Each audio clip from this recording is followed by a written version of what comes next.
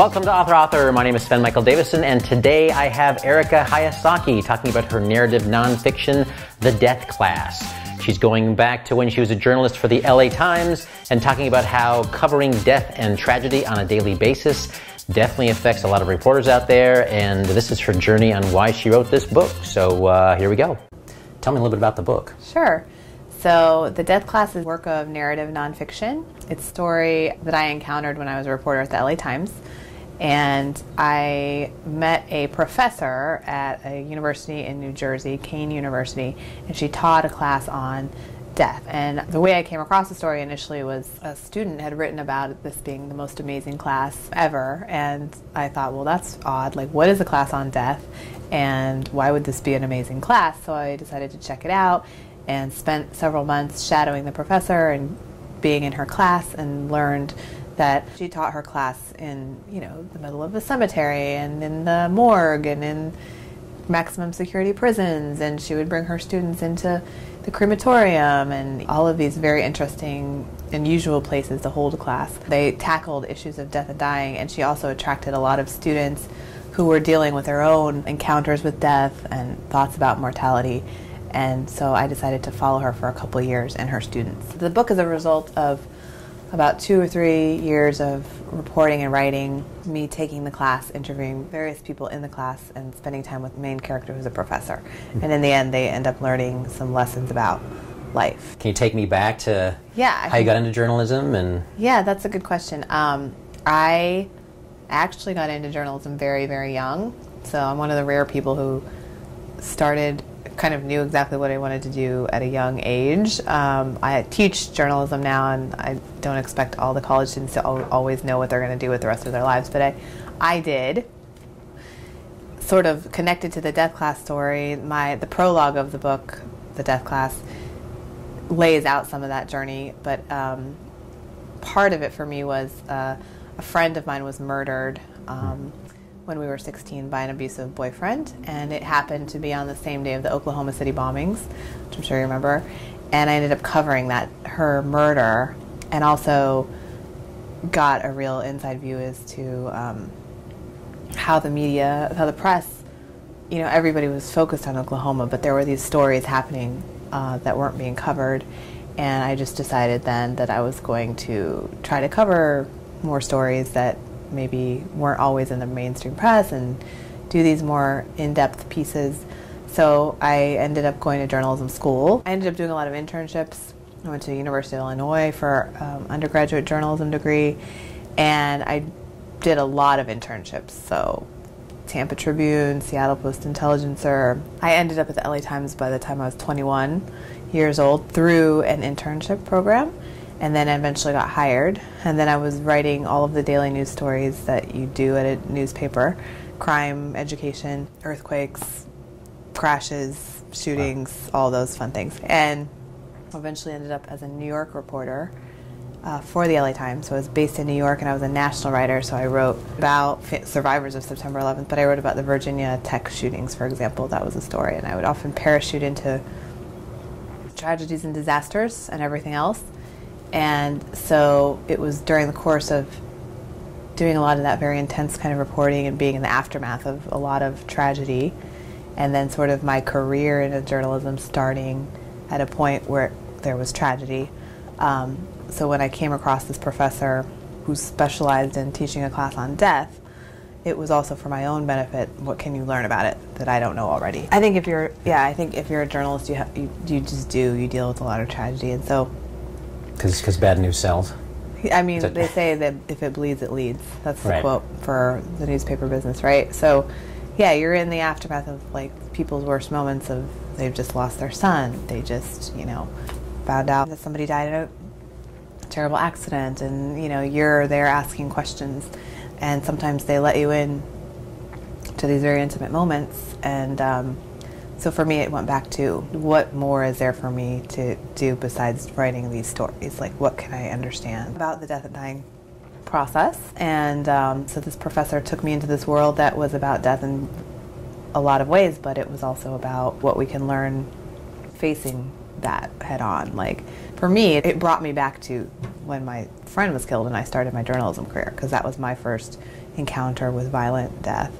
And how old were you when that happened? 16. I mean, wow. And when you say you covered it for like the local paper? Or No, I just covered it for the school paper. Wow.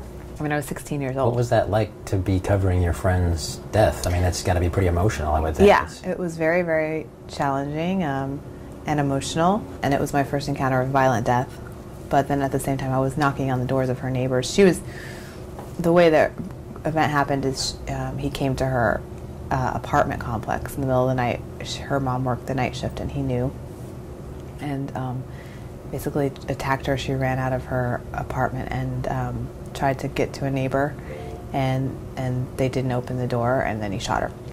And so this was me at 16 going to neighbors and going to piece together this death. So I was doing, real journalism, but I also was very good friends with her. So it was not your normal type of journalistic experience, especially beginning. But then when I turned on the news and I realized the world was focused on Oklahoma, of course, but there was no mention of her death. And so that was where I started to realize that there's a lot of stories that could be covered in a sensitive way. And then, of course, just when you end up at a newspaper, again, you're just in these situations over and over again where you're dealing with tragedy. You have to be sensitive and empathetic and understand people, and and then there's it's hard to go into a hospital room where the family is sitting there in the waiting room, for example, and their children have just been shot in a random drive-by, and they don't know if they're going to live or die, but you're the reporter there with the assignment.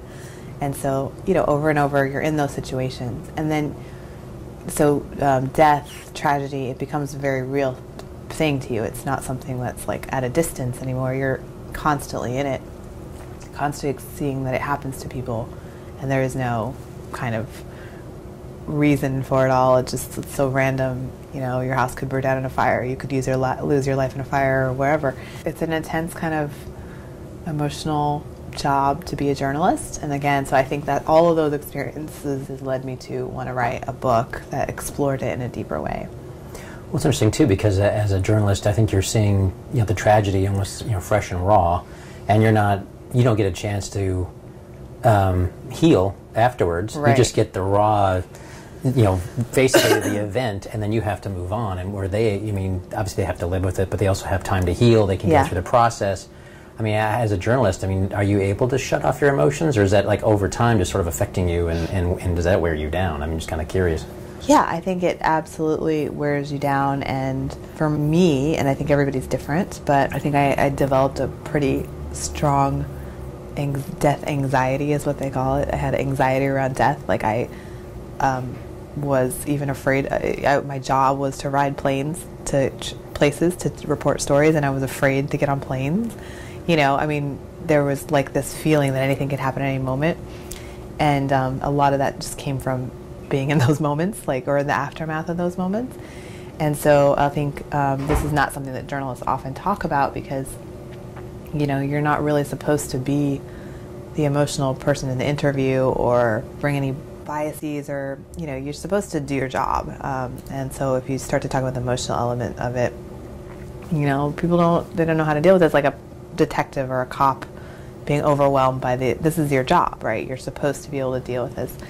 But there are programs like trauma report programs that focus on trauma and some of what journalists encounter and how they can deal with that emotionally, because at the end of the day, they do have to go home to their families and to their lives and not be afraid. Yeah. So it's not always so different from people who are exposed to trauma, and they're trying to grapple with it or have PTSD. It's like reporters get exposed to trauma and horrible things, and they have to grapple with that when they go back to their regular lives. You have to be not biased, and you have to be in there sort of just absorbing information. But I guess when you write your article, you have to infuse some emotion in there too. Sure. At the same time, so it's yeah. But I guess you're talking more about your subject than yourself. Yeah. I suppose, but I don't know how just being a human being, how you can't get wrapped up in that. Yes. Unless you're amoral, or you have no sympathy or compassion in you, or Yeah. There are very few people like that. Yeah, I mean, it's hard to separate yourself from that, I think, and you know, that's one of the things we talk about all the time in discussing how stories come together and the process of reporting on other people's lives. Because actually, yeah, it's not about you, the journalist. It's about the people that you're reporting on and telling their stories accurately and with compassion and honestly, right? Because we don't make things up in our, like, the world that I come from. You don't make up things just because it's a nice detail or it might make the story better. Like, that's a no-no. So I'm operating in facts. And I'm also operating with, there's real people at the end of these, you know, at the end of the day, their lives are what will be out there in the world, right? So it's tricky. Yeah. It's a tricky thing. I bet. So writing the book, did it help you heal? Did it help you get past some of your anxiety? I think it did. I think it actually did. I think that a couple things happened simultaneously. Like, I left the daily journalism LA Times national job, and with that left behind a lot of the, like, I have to go on a plane as soon as there's something terrible happening. I remember when I first left, the tsunami happened in Japan, and I had this instinct, like, I need to go. But, like, I've realized I don't need to be at every tragedy. Like, that took a while for me to, you know, get used to. Like the Vegas shootings that recently happened, like, I'm actually very glad I did not have to cover those things, the tragedy there, because I was so used to it. I had to just, you know, just kind of let go of being in that moment and then think about the kinds of stories that I wanted to write. And so writing the book, I really looked at death from a lot of different angles, from a lot of different stories, philosophically, psychologically, as part of the life cycle, which is something that the professor in the class taught. And I think it was a combination of confronting the, sort of like what you do in therapy, confronting your anxieties. They have something called exposure therapy, where you confront your fears or your worst memories, and you are exposed to them over and over. And in that exposure, it lessens the fear, the phobia, for example. And I think I sort of did that in my own way by writing a book about this, about these people, about this topic. Yeah. Not that I don't have anxiety anymore. I definitely do. But it's not like this. The nightmares, I had a lot of nightmares. I had like a plane crash nightmare like once a week. Wow. When I was a reporter. Like, I was on the plane and it was going down. And I don't have those anymore. I haven't had them at least for a very long time. So something helped. So, do you still fly? I definitely fly, yeah. Okay, all right. I don't love to do it, but yeah, but I do. I mean, part of that, I had covered the aftermath of plane crashes and seen the horrific, what happens, like in the coroner photos of, you know, I mean, those images will never leave my mind. Please subscribe so my dad can make more videos like this. Thank you.